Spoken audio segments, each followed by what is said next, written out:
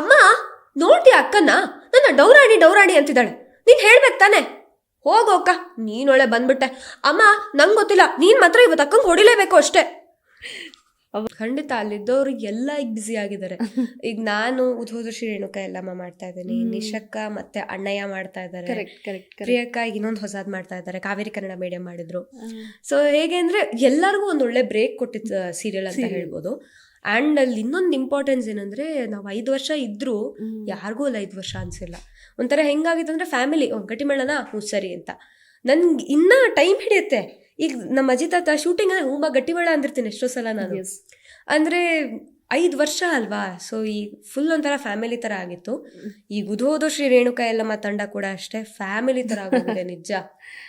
ಅಲ್ಲಿರೋ ಪ್ರತಿಯೊಬ್ರು ಡೈರೆಕ್ಟರಿಂದ ಹಿಡಿದು, ಕೋ ಡೈರೆಕ್ಟರಿಂದ ಹಿಡಿದು, ಅಸೋಸಿಯೇಟ್ಗಳಿಂದ ಹಿಡಿದು ಎಲ್ಲ ಟೆಕ್ನಿಷಿಯನ್ಸು ನನಗೊಂಥರ ಎಲ್ಲ ಅಣ್ಣಂದ್ರು.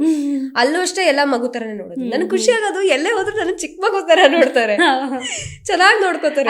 ಇನ್ನೂ ಅದೇ ಮೈಂಡ್ ಅಲ್ಲಿ ಇದೆಲ್ಲ ಡ್ರಾಮಾ ಜೂನಿಯರ್ ನೋಡಿದಾಗೆಲ್ಲ ಪುಟ್ಟಿ ಅಂದ್ರು, ಆಮೇಲೆ ನೀನ ಇಷ್ಟು ದೊಡ್ಡವರಾಗೋದ್ರ ಅಂತ.